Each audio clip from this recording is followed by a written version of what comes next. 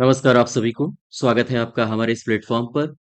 आज हम लोग उत्तर प्रदेश इतिहास की श्रृंखला को आगे बढ़ाते हुए गुप्तोत्तर काल से संबंधी कुछ तथ्यों को जानेंगे और ऐसी घटनाओं के बारे में जानेंगे जो हमारे उत्तर प्रदेश से सीधा संबंध रखती हैं तथा हमारे उत्तर प्रदेश के होने वाले एग्जाम्स में प्रत्यक्ष तौर पर पूछी जा सकती हैं। तो इसमें से आज हमारा टॉपिक है गुप्तोत्तर काल।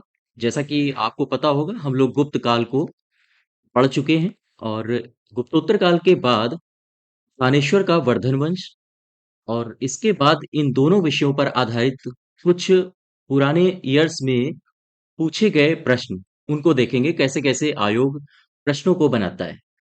तो जरा इसमें देखो, गुप्तोत्तर काल है क्या? गुप्तोत्तर काल, ठीक है? गुप्तोत्तर काल की शुरुआत मानी जाती है लगभग 550 से लेकर 750 ईस्वी तक।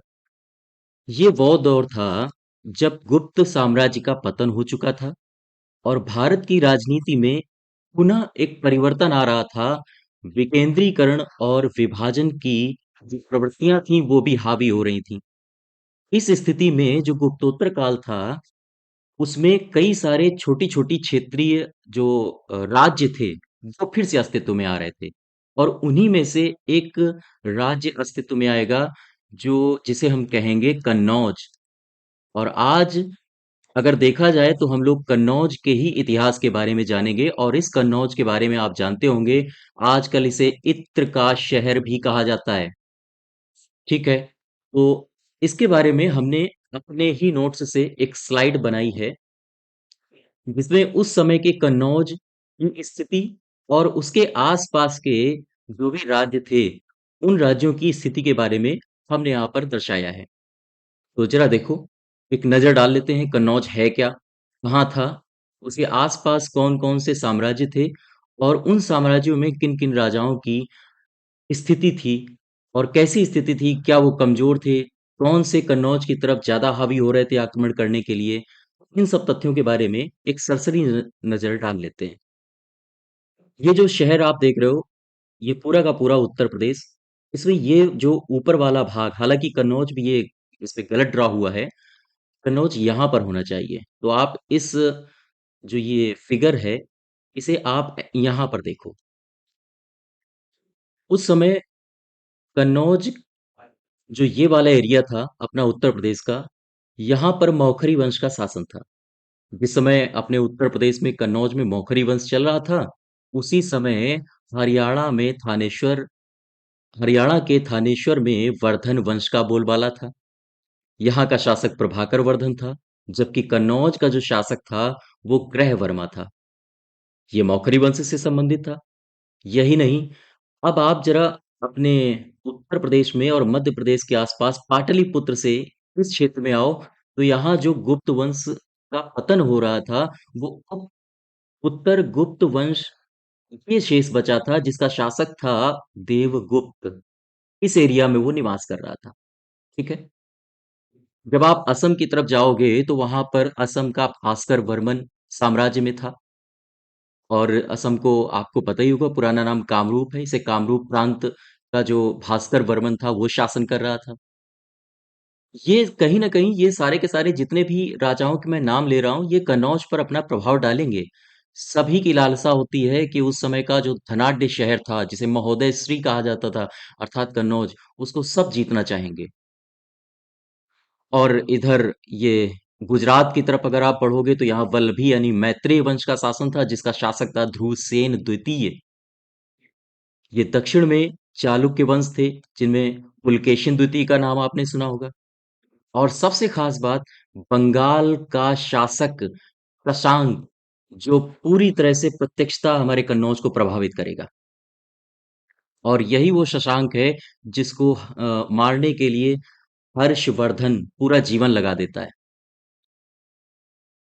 और ये जो पूरा आप साम्राज्य देख रहे हो ये यानी ये वाई नुमा शेप, ये देखो वाई के अक्षर का जो शेप ये दिख रहा है ये पूरा का पूरा है हर्षवर्धन का इलाका। तो ये कैसे जीतता है आइए इसके बारे में थोड़ी चर्चा कर लेते हैं लेकिन उससे पहले मौखरी वंश के बारे में थोड़ा जान लेते हैं कि आखिर ये मौखरी वंश था क्या, कब अपने अस्तित्व में आया। ठीक है, तो यहाँ से हम लोग इसको कर देते हैं इरेज, और यहाँ से आप हमारे साथ थोड़ा सा लिखना शुरू करो। हालांकि उतना नहीं लिखाएंगे चूंकि अपने उत्तर प्रदेश के परिप्रेक्ष्य में ही हम पढ़ रहे हैं। तो इसमें लिखो जरा, मौखरी वंश। मौखरी वंश। ठीक है, क्लियर है बात। तो ये मौखरी थे कौन? दरअसल जब गुप्तों का पतन चल रहा था तो गुप्तों के ही अधीन ये मौखरी उसके सामंत थे। मैंने सामंत आपको बताया था पिछले लेक्चर में। सामंत होते क्या थे?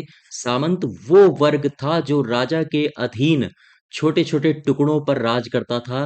टुकड़े आशय जमीन के, जमीन से है यहाँ। अर्थात किसी राजा ने अपने ही क्षेत्राधिकार में किसी व्यक्ति को, व्यक्ति वो पुरोहित भी हो सकता था, वो जैनी भी हो सकता था, वो बौद्ध भी हो सकता था, या किसी खास वर्ग का वो क्षत्रिय भी हो सकता था। अर्थात ऐसे लोगों को जब राजा जमीन का टुकड़ा दे देता था और उससे वो आशा करता था कि उस टुकड़े से राजस्व की प्राप्ति जो होगी वह व्यक्ति राजा को प्रदान करेगा। साथ ही साथ अगर राजा युद्ध पर जा रहा है तो उसे छोटी मोटी सेना से भी उसको लाभान्वित करेगा। तो जो राजा के अधीन जमीन के टुकड़ों पर राज करते थे, ऐसे वर्ग को ही सामंत कहा गया है। लेकिन समस्या ये पैदा हुई जब राजा कमजोर हो जाता था। इस स्थिति में सामंत ही अपने क्षेत्र में एक उभरती हुई शक्ति के रूप में अपने आप को प्रकट करते थे और वहां अपने आप को मुक्त शासक घोषित कर देते थे। कुछ ऐसे ही थे मौखरी वंश। ये मौखरी वंश, अब जरा यहां से आप हमारे साथ साथ थोड़े नोट्स बनाते जाओ। ये मौखरी वंश थे कौन? ये गुप्त वंश के, यानी गुप्तों के, ऐसे लिखो, गुप्तों के सामंत थे। ठीक है, और इन्होंने अपने परवर्ती यानी कि जो बाद के गुप्त शासक हुए हैं वो कमजोर हुए हैं। उससे पहले आप समुद्रगुप्त की स्थिति देखोगे, चंद्रगुप्त प्रथम, चंद्रगुप्त सेकेंड, वो इतने कमजोर नहीं थे जितने, हाँ, परवर्ती शासक कमजोर हैं। उन उनकी कमजोरी का ही इन्होंने लाभ उठाया और लाभ उठाकर कन्नौज में मौखरी वंश ने अपने आप को एक स्वतंत्र शासक के रूप में पेश कर दिया। ठीक है, तो इसमें लिखो जरा, गुप्तों के ये सामंत थे, था, इन्होंने इन्होंने परवर्ती गुप्त शासकों की निर्बलता का लाभ उठाकर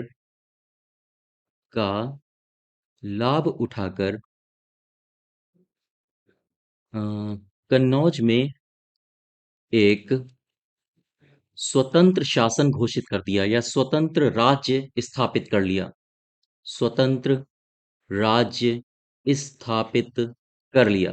तो हमारे एग्जाम में ये क्वेश्चन पूछा जाता है कि मौखरी वंश उत्तर प्रदेश के किस क्षेत्र से संबंधित है? तो आप ध्यान रखिएगा, ये है कन्नौज से। ठीक है, अच्छा, क्या आप बता सकते हो कि मौखरी वंश की जानकारी हमें मिली कहाँ? ये जो मौखरी वंश है, इसकी हमें जानकारी कहाँ मिलती है? तो हमें मौखरी वंश की जानकारी मिलती है दो अभिलेखों से। और ये दो अभिलेख हमारे एग्जाम में पूछे जाते हैं, इनकी लोकेशंस पूछी जाती है। कौन है? एक है हरहा अभिलेख। ये कहाँ मिला है? ये मिला है हमें हमारे जो एक जिला है बाराबंकी, यहाँ पर मिला है। और मौखरी वंश के प्रमाण एक जिले और है, उसका नाम है देवरिया। यहाँ पर एक अभिलेख है जिसका नाम है, देखो इसका नाम है सोहनाग का अभिलेख। ठीक है, सोहनाग के अभिलेख से भी इसके प्रमाण हमें प्राप्त होते हैं। अच्छा, ये दोनों, हरहा अभिलेख और सोहनाग का अभिलेख, यहां से डायरेक्ट प्रमाण नहीं प्राप्त होते हैं। दरअसल यहां से कुछ मोहरें मिली हैं और इन मोहरों में मौखरी वंश की ओर, और इन यही मोहरें हैं जो मौखरी वंश की ओर इशारा करती हैं, उनके इतिहास की ओर। हरहा अभिलेख ये जो है, जो बाराबंकी से हमें मिला है, इसका इसका जो ऐसा माना जाता है कि इसका निर्माण ईशान वर्मा, उस समय काफी प्रतापी सम्राट था मौखरी वंश का, ईशान वर्मा के पुत्र सूर्य वर्मा ने करवाया था। तो आप इसमें एक बात और लिख सकते हो कि ये जो हरहा अभिलेख है, इसे किसने खुदवाया था? इसे खुदवाया था सूर्य वर्मा ने, सूर्य वर्मा ने। ठीक है, क्लियर है बात। और साथ ही साथ ये जो हरहा अभिलेख है, इसमें मौखरी वंश के, ये आप ध्यान रखिएगा, इसमें मौखरी वंश के 4 शासकों के बारे में हमें जानकारी प्राप्त होती है।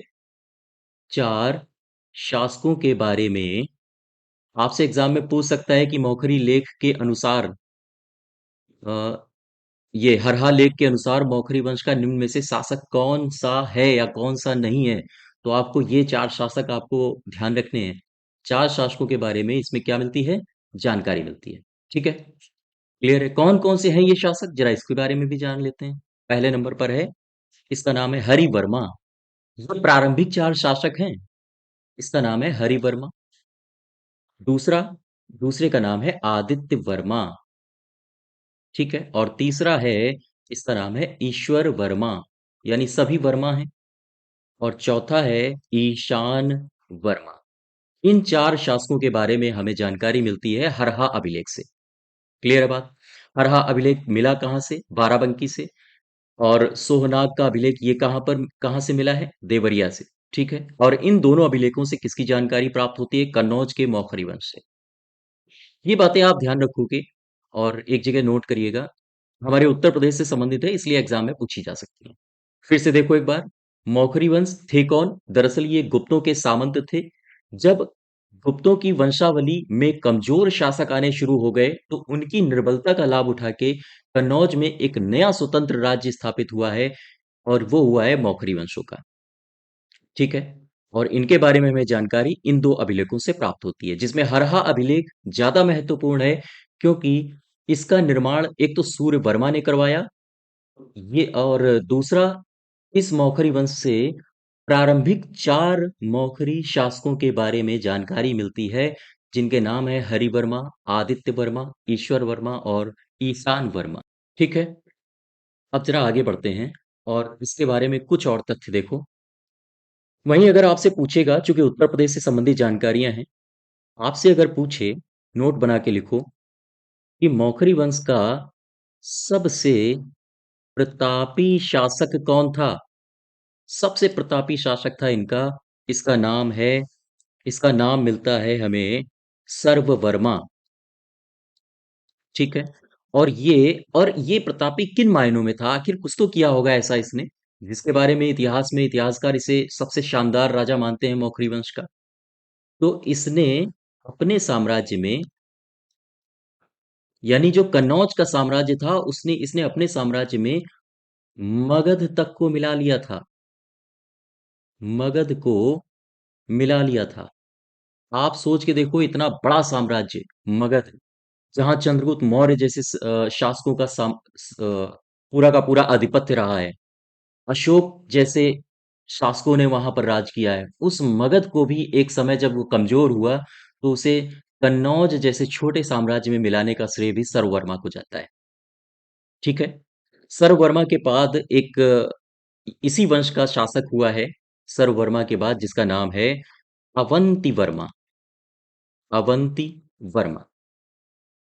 हालांकि अवंती वर्मा के बारे में ज्यादा कुछ चर्चे हैं नहीं। अवंती वर्मा के बाद जो एक राजा आएगा, जिसका नाम है ग्रह वर्मा, उसके बारे में यहां से हमारे जो कन्नौज का इतिहास है, वो पूरा का पूरा बदल जाता है। बात समझ पा रहे हो। क्यों बदल जाता है, क्योंकि ग्रह वर्मा था मौखरी वंश अर्थात कन्नौज का, और ग्रह वर्मा अपने संबंध स्थापित करता है हरियाणा से। हरियाणा यानी कि आपने नाम सुना होगा, वर्धन वंश। यहां से अपने वैवाहिक संबंध स्थापित करता है, और यहां से पूरा का पूरा, इसमें लिख लो वैवाहिक संबंध। वैवाहिक संबंध, और यहां से पूरा का पूरा सिनेरियो अर्थात पूरा का पूरा हमारे उत्तर प्रदेश का इतिहास ही बदल जाता है। तो जरा एक सरसरी नजर डाल लेते हैं भारत के नक्शे पर फिर से। देखो, ये यहां पर, अब देखो, हमने यहां पर वंशावली पूरी खत्म कर ली। पूरी खत्म करने के उपरांत हम लोग आ गए हैं ग्रह वर्मा पे। अब जिस समय ग्रह वर्मा हमारे कन्नौज पर राज कर रहा था, अर्थात मौखरी वंश का एक शासक, ठीक उसी समय हरियाणा में थानेश्वर में वर्धन वंश का बोलबाला था। यहाँ पर ग्रह वर्मा शासन कर रहा था। ठीक उसी प्रकार हमारे बगल में प्रभाकर वर्धन का शासन था। और इसी के समकालीन पाटलिपुत्र में देवगुप्त शासन कर रहा था, जो उत्तर गुप्त वंश का एक शासक था। और ये एक प्रतापी सम्राट था, काफी शक्ति थी इसके पास। और इसका एक शानदार दोस्त था जिसका नाम है शशांक। हालांकि इतिहास में इसे बहुत ही अच्छी नजरों से नहीं देखा जाता है, क्योंकि ये काफी इसने, हाँ, गुप्त तरीके से कहें या फिर छल पूर्वक इसने दो राजाओं को मरवाया था। तो इसको, ये गौड़ वंश का शासक है। पश्चिम बंगाल बोल दिया मैंने, बंगाल में उस समय, जो बांग्लादेश भी उस समय समाहित था, तो ये बंगाल का शासक था। अच्छा, एक शासन और आएगा इसके, इसमें जो हमारे कन्नौज को प्रभावित करेगा वो होगा असम का भास्कर वर्मन, यानी कामरूप प्रांत। तो हुआ क्या, जरा यहां देखो आप। इस वर्धन वंश पर थोड़ी सी नजर डाल लेते हैं। ये है वर्धन वंश। ठीक है, हमारे साथ साथ आप लिखते रहना। अदरवाइज वर्धन वंश ये हमारे उत्तर प्रदेश से संबंधित नहीं है जो मैं बताने जा रहा हूं, लेकिन हाँ, कहीं ना कहीं हमारे उत्तर प्रदेश को प्रभावित जरूर करता है। तो ये जो वर्धन वंश है, इसका जो संस्थापक था, इसका नाम था पुष्यभूति। ठीक है, इनके ईयर्स को हम चर्चा में नहीं ले रहे हैं, क्योंकि ईयर्स हमारे उत्तर प्रदेश की दृष्टि से आवश्यक नहीं है जानना। तो इसका संस्थापक था पुष्यभूति। और इसने अपनी जो राजधानी बनाई थी, वो बनाई थी थानेश्वर। और ये कहाँ है? ये है हरियाणा में। ठीक है, इसी की वंशावली में एक शासक और आया। इसका नाम है प्रभाकर वर्धन। प्रभाकर वर्धन, ये रहा प्रभाकर वर्धन। और उस समय ये यहीं पर वर्धन वंश में ही राजा था। और इस प्रभाकर वर्धन के दो पुत्र थे और एक पुत्री थी। इसका पुत्र का नाम क्या था? इसका बड़ा पुत्र था, इसका नाम है राज्यवर्धन। ठीक है, और इसका जो दूसरा पुत्र था उसका नाम है हर्षवर्धन। अब यहां से स्टोरी शुरू होगी। हर्षवर्धन और राज्यवर्धन, साथ ही साथ इसकी एक पुत्री थी, इसका नाम है राज्यश्री। राज्यश्री। ठीक, अब इसकी स्टोरी आप समझो। ये जो राज्यश्री है, इसका विवाह ग्रह वर्मा से हो गया। अर्थात राज्यश्री हरियाणा से संबंधित है और ग्रह वर्मा हमारे उत्तर प्रदेश में कन्नौज से संबंधित है। अर्थात हरियाणा के लोगों ने अपने वैवाहिक संबंध उत्तर प्रदेश के लोगों के साथ स्थापित किए। तो कहीं ना कहीं आप देखोगे कि ये जो पूरा का पूरा क्षेत्र था, ये आपस में ये लोग राज कर रहे थे, कुछ ठीक चल रहा था। लेकिन उसी समय एक घटना घटती है। उत्तर गुप्त वंश का शासक देवगुप्त अपने मित्र, जो कि बंगाल का गौड़ वंश का शासक था शशांक, उसके साथ मिलके षड्यंत्र करके ग्रह वर्मा की हत्या करवा देता है। लिहाजा ससुराल पक्ष को पता चला, यानी कि वर्धन वंश को पता चला। वर्धन वंश को जब पता चला तो राज्यवर्धन उस समय वहां का शासक था। राज्यवर्धन ने अपने छोटे भाई हर्षवर्धन को बुलाया और वर्धन वंश की सत्ता हर्षवर्धन के हाथों सौंप के छोटी मोटी नहीं, यूं कहें विशाल सेना लेके ये कन्नौज की तरफ अपनी बहन की रक्षा करने और उसके साम्राज्य की रक्षा करने के लिए आगे बढ़ चला। हुआ क्या, ये कन्नौज तो पहुंचा राज्यवर्धन, और इसने अपनी अपनी बहन की रक्षा और साथ ही साथ उसके साम्राज्य की रक्षा भी भली भांति की। लेकिन इसी दौरान एक और षड्यंत्र का शिकार हो गया राज्यवर्धन। राज्यवर्धन को इन्हीं दोनों, यानी देवगुप्त और शशांक ने एक और षड्यंत्र किया।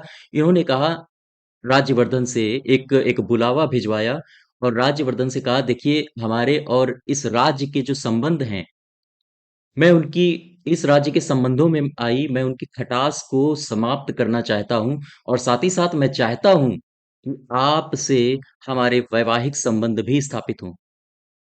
लिहाजा राज्यवर्धन को लगा होगा कि बात ठीक है, और वो अपनी सेना को अपने साथ जितनी सुरक्षा होनी चाहिए वो सुरक्षा में उतनी सुरक्षा न लेकर वो इन दोनों से मिलने चल पड़ा।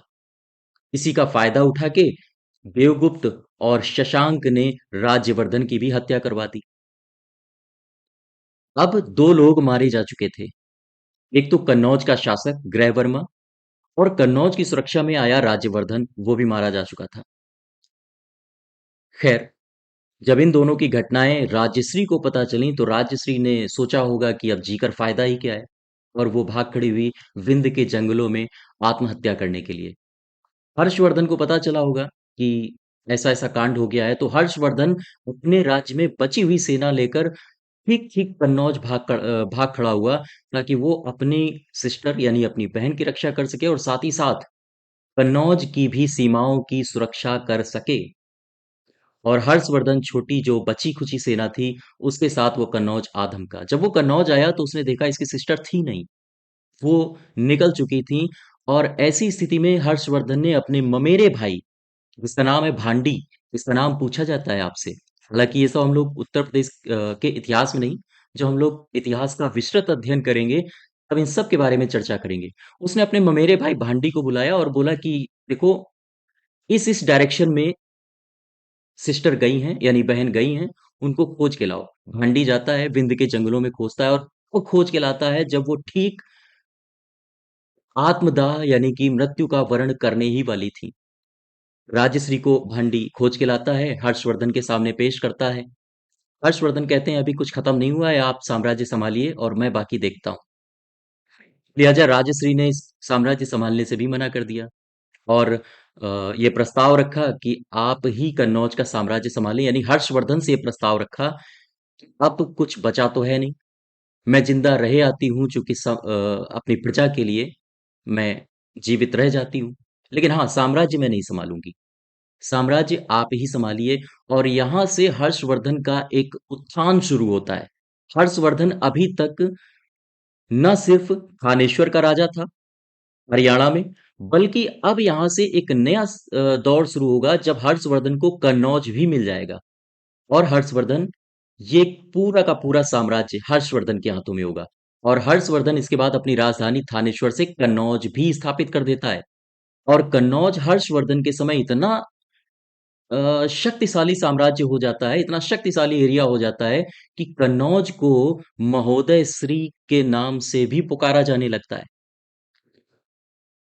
ठीक है, तो ये कन्नौज का हल्का फुल्का इतिहास था। इसके बारे में आप विस्तृत रूप से हमारी डिटेल्ड क्लास में पढ़ेंगे, लेकिन उत्तर प्रदेश के इतिहास में जितना कुछ हो सकता है हम उसके बारे में चर्चा कर लेते हैं। और उसके बारे में आने वाले प्रश्नों के बारे में भी हाँ, विस्तार पूर्वक हम अध्ययन कर लेते हैं। तो इसमें आने वाले प्रश्न कौन-कौन से हो सकते हैं, जरा इसको नोट्स बना के आप एक जगह कलेक्ट कर लो। जरा यहां से आप लिखना शुरू करो। ये यहां तक हो गया ग्रह वर्मा। अब आप यहां से लिखो। लिखो थानेश्वर का, हेडिंग डालो, थानेश्वर का वर्धन वंश। ठीक है, अब यहां से हम लोग एक नए टॉपिक की शुरुआत कर रहे हैं, थानेश्वर के वर्धन वंश से। हालांकि इसकी जो शुरुआत होती है वो लगभग 606 ईस्वी से 646 ईस्वी तक मानी जाती है। ये 40 साल तक ही साम्राज्य रहा है। और इसमें जरा देखो, इसकी जानकारी कहाँ से मिलती है कि थानेश्वर का वर्धन वंश भी था। तो इसके इतिहास संबंधी जानकारी हमें मिलती है। एक अभिलेख है, दरअसल एक नहीं दो अभिलेख हैं। एक है बांसखेड़ा का अभिलेख, बांसखेड़ा का अभिलेख, वहां से हमें इसकी जानकारी प्राप्त होती है। और एक अभिलेख है जिसका नाम है मधुवन का अभिलेख। इन दोनों जगहों से हमें वर्धन वंश की जानकारी प्राप्त होती है। अब इसको बांसखेड़ा के अभिलेख को जरा उठाओ यहां से और इसके बारे में कुछ तथ्य जान लेते हैं, आखिर इस अभिलेख में है क्या। बांसखेड़ा का अभिलेख। ठीक है, बांसखेड़ा के अभिलेख में सबसे पहले आप ये जानिए यह है कहाँ। बांसखेड़ा जगह है शाहजहांपुर में। शाहजहांपुर काफी प्यारा शहर है, आप लोग जाइए घूम कर आइए। शाहजहांपुर, यहाँ पर है बांसखेड़ा का अभिलेख मिला है। और इसमें जानकारी क्या मिलती है, जानकारी मिलती है कि जो राज्यवर्धन था ना, राज्यवर्धन ने मालवा के शासक शासक इसका नाम है देवगुप्त, देवगुप्त पर विजय प्राप्त की। एक तो ये जानकारी इससे मिलती है इस अभिलेख से, और क्या जानकारी मिलती है इसी अभिलेख यानी बांसखेड़ा के अभिलेख से हमें जानकारी प्राप्त होती है कि गौड़ शासक वही बंगाल वाला धूर्त शासक, गौड़ शासक शशांक, नाम इसका ध्यान रखिएगा। हाँ, गौड़ शासक शशांक के द्वारा धोखे से राज्यवर्धन की हत्या, राज्यवर्धन की हत्या की जानकारी भी मिलती है। ठीक है, यहां से बात समझो। फिर से आप देखो जरा, थानेश्वर का वर्धन वंश, इसके इतिहास संबंधी जानकारी हमें कहाँ कहाँ से मिली है? दो अभिलेखों से मिलती है, एक तो बांसखेड़ा का अभिलेख, दूसरा मधुवन का अभिलेख। हमने बांसखेड़ा के अभिलेख के बारे में जाना, ये कहाँ है आज? शाहजहांपुर में है।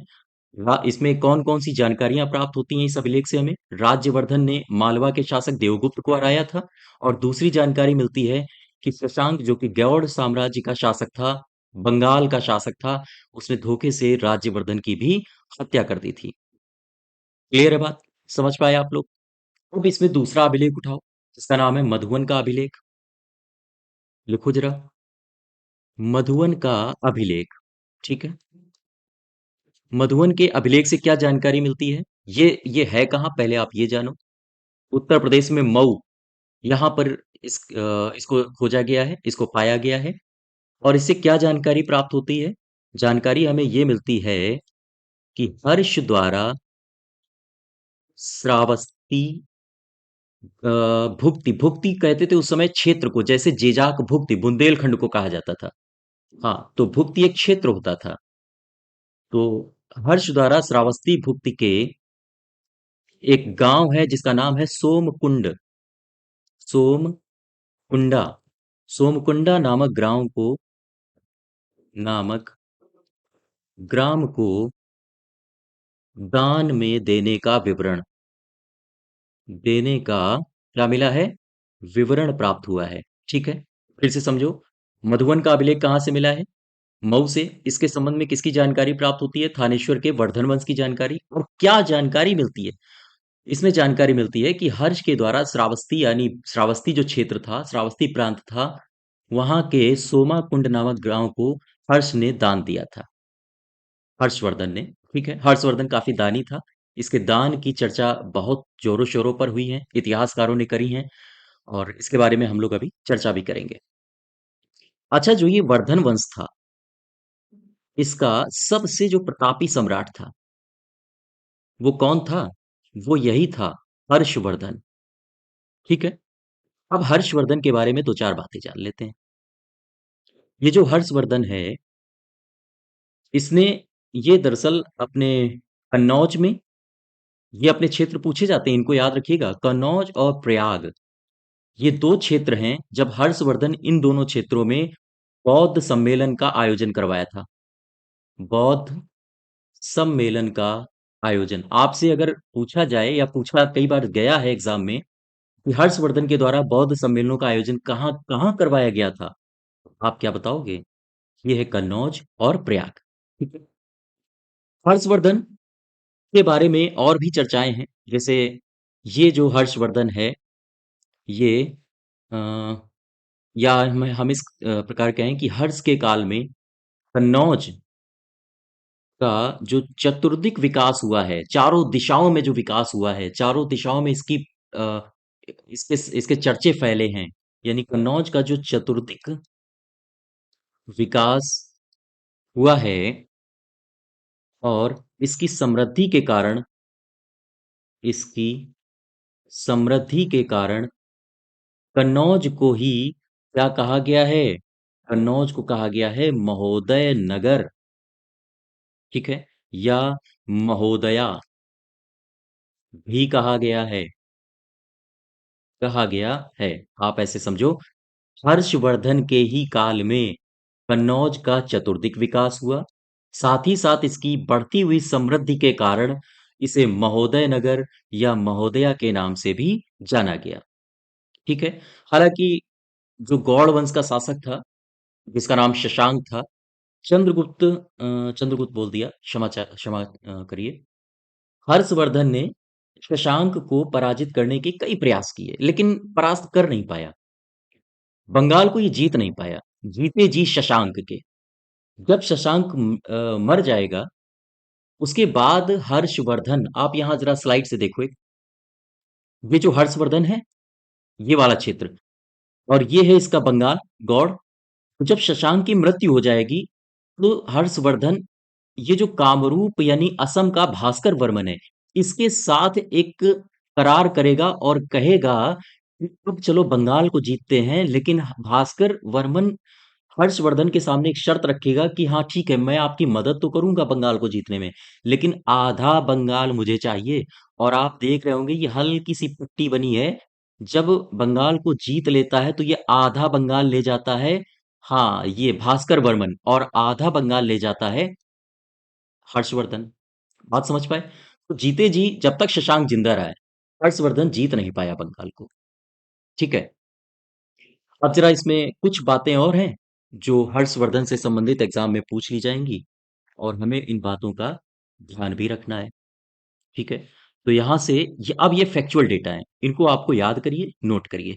तो यहां से नोट करके लिखो। सबसे पहला, प्रयाग। हर्षवर्धन का संबंध प्रयाग से कैसे था? तो जरा लिखो। हर्ष के समय, यानी हर्षवर्धन इसी क्षेत्र में, कहाँ, यहीं प्रयाग, हर्ष के समय प्रयाग के संगम संगम क्षेत्र में प्रतिवर्ष प्रतिवर्ष ये एग्जाम में पूछा गया है कई बार, इसको हल्के मत लेना। प्रतिवर्ष 5वें वर्ष एक समारोह आयोजित किया जाता था, आयोजित किया जाता था। ठीक है। और ध्यान से देखो, ये जो समारोह आयोजित किया जाता था, इसी समारोह को कहा गया है महामोक्ष परिषद। महामोक्ष परिषद आपसे एग्जाम में ऐसे पूछ सकता है कि हर्ष के समय महामोक्ष परिषद का आयोजन कहाँ किया जाता था, या आपसे ऐसे भी पूछ सकता है कि हर्ष किस जगह पर प्रत्येक 5वें वर्ष एक समारोह का आयोजन करता था, तो वो यही है महामोक्ष परिषद। और जो वेन सांग था, वो हर्ष के समय में ही आया था। तो ऐसा माना जाता है कि हर्ष, ये जो वेन सांग था, ये महामोक्ष परिषद की अध्यक्षता भी करता था। और हर्षवर्धन के ही समय में वेनसांग छठे समारोह में शामिल हुआ था इसमें। और वो लिखता है, कौन, वेनसांग, इसकी प्रशंसा में, कहता है कि इसमें 18 अधीन राजाओं, यानी देशों के राजा इसमें शामिल होते थे, जिसमें वल्लभी, है ना, वल्लभी का ये देखो, ये जो महामोक्ष परिषद होता था प्रयागराज में, इसमें वल्लभी के शासक भी शामिल होते थे। इसमें कामरूप के शासक भास्कर वर्मन के भी शामिल होने के प्रमाण मिले हैं। तो ये राजा भी, बड़े-बड़े जो राजा थे उस समय, वो प्रयागराज में आके महामोक्ष परिषद में शामिल होते थे, है ना? और ये जो समारोह था महामोक्ष परिषद, ये 75 दिनों तक चलता था। और हर्षवर्धन बारी-बारी से 4 दिनों तक 4 भगवानों की पूजा करता था। और क्या बोलते हैं इसको, वेनसांग से मिलने के बाद हर्षवर्धन ब्राह्मणीय दर्शन की तरफ जो इसका झुकाव था, वो परिवर्तित होने लगा था बुद्धिज्म की तरफ। तो ऐसा माना जाता है कि जो हर्षवर्धन है वो पहले बुद्ध की पूजा करता था। ऐसे समझो, जो महामोक्ष परिषद था ना, महामोक्ष परिषद, उसमें ऐसा माना जाता था कि पहले दिन जो हर्षवर्धन था वो बुद्ध की पूजा करता था, दूसरे दिन वो करता था सूर्य की पूजा, और तीसरे दिन वो करता था शिव की पूजा, और चौथे दिन वो करता था हवन। और जब चौथे दिन वो हवन करता था, उसी समय वो अपने द्वारा भव्य दान देता था। यहां तक कि इतना दानी था कि वो अपने वस्त्र भी उतार कर दान दे देता था, और फिर अपनी अपनी बहन से वस्त्र मांगकर पहन के अपने साम्राज्य की तरफ प्रस्थान करता था। इतना बड़ा दानी था। और इतिहासकार तो ये तक लिखते हैं कि जो हर्षवर्धन का जो दान देने की प्रक्रिया थी, वो कहता था कि इतिहासकारों ने कहा है कि लगभग जो उसके साम्राज्य की आय होती थी, यानी हर्षवर्धन की जो आय थी, लगभग वो उसका एक चौथाई दान दे देता था। सोचो कितना बड़ा दानी था, है ना? तो खैर, आइए हमारे यूपी से संबंधित कुछ प्रश्नों में आते हैं। तो यूपी से संबंधित आप एक ही प्रश्न ध्यान रखोगे यहाँ से, कि हर्ष के समय महामोक्ष परिषद का आयोजन कहाँ किया जाता था? प्रयागराज में। ठीक है। कितने वर्षों के अंतराल पे किया जाता था? 5 वर्षों के अंतराल में। क्लियर है बात? अच्छा, अब जरा एक और बात देख लो। यहीं से एक पॉइंट बना के लिख लो। हर्ष के समय हर्ष के समय यानी हर्षवर्धन की बात हो रही है। हर्ष के समय जो मथुरा क्षेत्र था ना, मथुरा दरअसल ये सूती वस्त्रों के लिए काफी फेमस था। ये सूती वस्त्रों के निर्माण का एक प्रसिद्ध केंद्र बन चुका था। ठीक है। ठीक, बात समझ में आए? केंद्र बन चुका था। अब देखो, इसने हर्षवर्धन ने कई सारे नाटक भी लिखे हैं, जिनमें इसके प्रियदर्शिका और रत्नावली, ये दो नाटक इसके काफी चर्चित रहे हैं। आप चाहना तो वीडियो पॉज करके लिख लेना। हालांकि इसका संबंध हमारे उत्तर प्रदेश से तो है नहीं, तो इसको हम लोग हाँ डिटेल्ड हिस्ट्री में पढ़ेंगे। और साथ ही साथ ये जो इसने रत्नावली नामक नाटक लिखा है, इसमें क्या बोलते हैं, कौशाम्बी का एक राजा था। मैंने आपको जब महाजनपद पढ़ाया था, उस समय मैंने कौशाम्बी के एक राजा का जिक्र किया था, वत्सराज उदयन। तो जो रत्नावली एक नाटक है ना हर्षवर्धन का, उसमें वत्सराज उदयन और उसकी रानी वासव दत्ता की परिचारिका नागरिका की प्रणय कथा का वर्णन है। और बड़े मतलब मार्मिक तरीके से इसने इसका वर्णन किया है। अच्छा, वेनसांग जो इसके दरबार में आया था, वेनसांग ने कन्नौज की धर्मसभा और प्रयागराज की छठी महामोक्ष परिषद में भाग लिया था।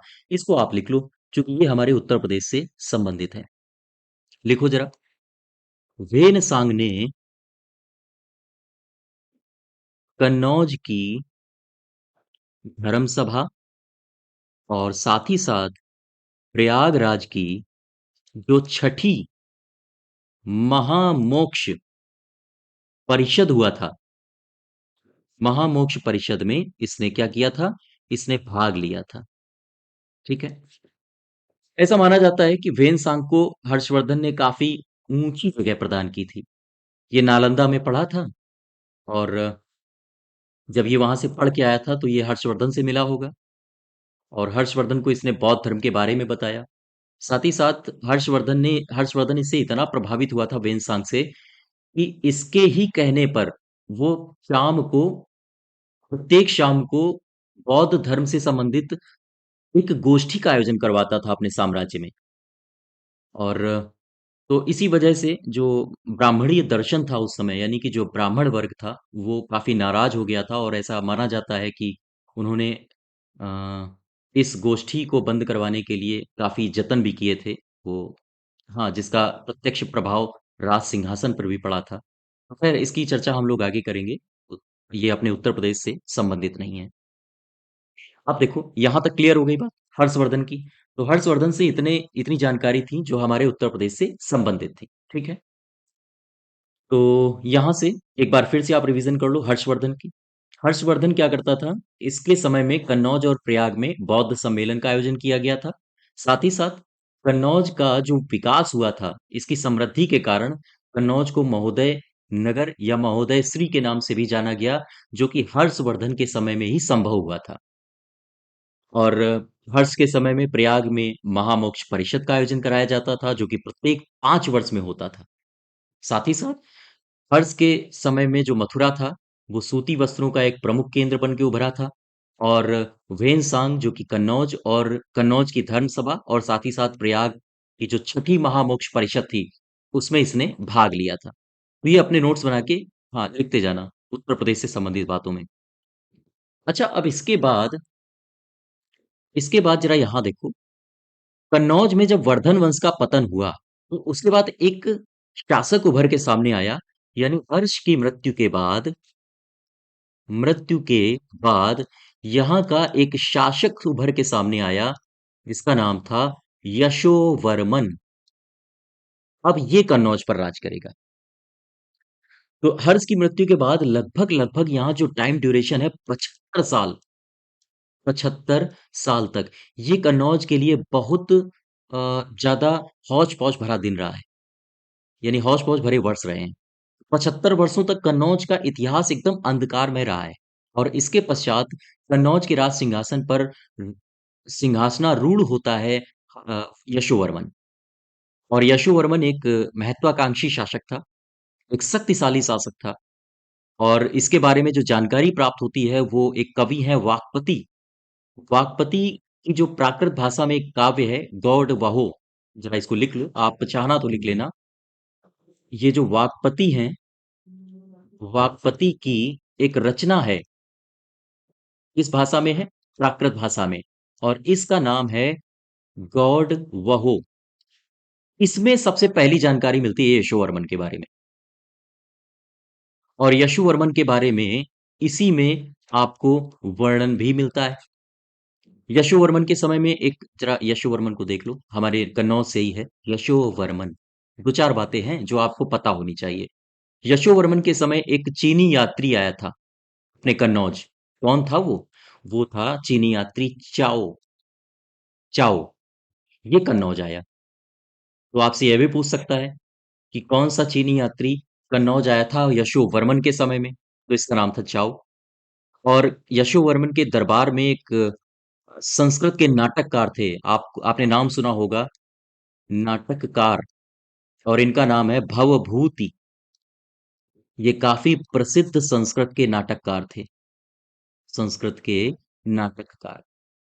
आपसे यह भी पूछ सकता है कि भवभूति ये किसके साम्राज्य में थे या किसके दरबार में थे? ये थे यशोवर्मन के दरबार में। यशोवर्मन कहाँ का राजा था? हाँ, कन्नौज का, अपने कन्नौज का। इनके जो नाटक हैं ये हमारे एग्जाम में पूछे जा सकते हैं। इसके इनके तीन नाटक काफी फेमस हैं। जैसे एक का नाम है मालती माधव, और दूसरा है, इसका नाम है उत्तर रामचरित, और इसका तीसरा नाटक है, इसका नाम है महावीर चरित। ये तीनों नाटक किसके हैं? तीनों नाटक हैं भवभूति के। और ये जो यशोवर्मन है इसके बारे में जानकारी मिलती है कि ये शैव धर्मावलंबी था। वलंबी, ठीक है। ये शैव धर्म को मानने वाला था। इसके बाद जब यशोवर्मन का साम्राज्य पतन में चला जाता है तो अपने कन्नौज में आते हैं आयुध नामधारी राजा। और इसके बारे में हम लोग चर्चा करेंगे अपने इतिहास में। ठीक है, क्लियर है यहाँ तक? ये हमारे इतिहास में, हमारे उत्तर प्रदेश के इतिहास में कुछ तथ्य थे। अब जरा इसके जो अभिलेख मिले हैं उनको हम लोग एक मैप में ड्रॉ कर लेते हैं। तो हमारे जो, हाँ, जो तथ्य हैं वो और प्रगाढ़ हो जाएंगे। ये जो हमने गुप्तोत्तर काल बताया था, जरा इसमें लिखो, गुप्तोत्तर काल। इसमें कौन कौन से अभिलेख मिले हैं और कहाँ कहाँ से मिले हैं? एक मिला है बाराबंकी से। तो जरा यहाँ देखो, बाराबंकी है कहाँ? ये कानपुर है, ये है उन्नाव, ये है लखनऊ, और जो ये क्षेत्र है ये है बाराबंकी। बाराबंकी, बाराबंकी से कौन सा अभिलेख मिला है जो उत्तर गुप्त काल से संबंधित है? इसका नाम है हरहा अभिलेख। ठीक है, हरहा अभिलेख। अच्छा, ये तो ठीक है। और एक मैंने आपको बताया था देवरिया। ये है आपका बलिया, कुशीनगर, ये गोरखपुर, और ये रहा आपका देवरिया। देवरिया से कौन सा अभिलेख मिला है जो गुप्तोत्तर काल से संबंधित है? ये है, इसका नाम है सोहनाग का अभिलेख। सोहनाग, सही लिखा है ना? हाँ, देख लेना अपना, सोहनाग का अभिलेख। ठीक है। और इन दोनों अभिलेखों से हमें किसकी जानकारी प्राप्त होती है? इन दोनों अभिलेखों से हमें जानकारी प्राप्त होती है किसकी? मौखरी वंश की। ठीक है, क्लियर है बात? अब जरा दूसरी स्लाइड में आओ। यहां पर आप देख लो वर्धन वंश से संबंधित कुछ बातें, कुछ अभिलेख जो हमें प्राप्त हुए थे। सबसे पहला, वर्धन वंश से संबंधित अभिलेख। ठीक है, इसमें इसमें कौन सा अभिलेख मिला है? शाहजहांपुर से एक अभिलेख मिला है, जरा देखो, ये रहा हमारा मुरादाबाद, रामपुर, बरेली। बरेली के बाद ये है पीलीभीत, और पीलीभीत के ठीक नीचे ये है हमारा शाहजहांपुर। तो ये रहा हमारा शाहजहांपुर। शाहजहांपुर, यहां से क्या मिला है? कौन सा अभिलेख मिला है? यहां से मिला है बांसखेड़ा। बांसखेड़ा का अभिलेख। ठीक है, क्लियर है बात? अच्छा, और कौन सा इलाका है? ये रहा बलिया, बलिया के ठीक आगे ये है मऊ। ठीक है, मऊ, यहां से क्या मिला है? यहां से मिला है हमें सोहनाग का अभिलेख। ठीक है। अच्छा, एक चीज और है जो आपको पता होनी चाहिए। वर्धन वंश में ये जो प्रयागराज है, कहाँ गया प्रयागराज? ये मिर्जापुर है और ये है प्रयागराज। प्रयागराज, ये इलाका क्यों फेमस था वर्धन वंश में? क्योंकि यहाँ पर होता था महामोक्ष परिषद। इसको भी ध्यान रखिएगा, महामोक्ष परिषद का आयोजन कहाँ होता था? प्रयागराज। अब जरा आओ आप मथुरा में, ये रहा आपका मथुरा। तो वर्धन वंश में जो मथुरा था, वर्धन वंश में यह हर्ष के समय यह सूती वस्त्रों का एक बहुत बड़ा केंद्र था। तो हर्षवर्धन के समय इतनी सारी बातें आपने देखी, ये आप ध्यान रखिएगा। अब इससे संबंधित कुछ प्रश्न कर लेते हैं। जरा देखो, ये यूपीपीसीएस में आए हुए क्वेश्चंस हैं। सम्राट हर्षवर्धन ने दो महान धार्मिक सम्मेलनों का आयोजन कराया। कहाँ? ये यहीं तो कराया था, कन्नौज में और प्रयाग में। ये मैंने आपको बताया है, पीछे देखिए जाके। मौखरी शासकों के निम्नलिखित अभिलेखों में किसमें जलायन का उल्लेख मिलता है? तो ये है असीरगढ़। हालांकि ये उत्तर प्रदेश से संबंधित नहीं है, ये मध्य प्रदेश में पड़ता है। ये मैंने आपको बताया नहीं है, लेकिन आप याद रखिएगा। चूंकि मौखरी शासक हैं और इनका संबंध कन्नौज से है, तो इनके अभिलेखों में जलायन का उल्लेख कहाँ मिलता है? असीरगढ़, हाँ, मुद्रा लेख में। अगला प्रश्न है, बांसखेड़ा का लेख जिसमें राज्यवर्धन द्वारा मालवा के शासक देवगुप्त पर विजय का जिक्र है, यह लेख किस प्रदेश में है, सॉरी किस जिले में है? आपको आंसर पता ही होगा, शाहजहांपुर। हर्ष के समय उत्तर प्रदेश में कहा महामोक्ष परिषद का आयोजन किया गया था? आपको आंसर पता होगा, प्रयागराज। इन सब की मैंने चर्चा आज करी है, ठीक है। तो हम लोगों ने ये देखा है गुप्तोत्तर काल और साथ ही साथ थानेश्वर का वर्धन वंश। तो इसके आप लोग नोट्स बना लीजिएगा, अपने हैंड रिटन बनाओ, ज़्यादा बेहतर रहेगा। और मैं कोशिश करूंगा इसकी पीडीएफ आपको बहुत जल्द प्रोवाइड कर दी जाए। तो आज हम लोग यहीं तक रखते हैं, ठीक है। चैनल को सब्सक्राइब करिएगा। धन्यवाद।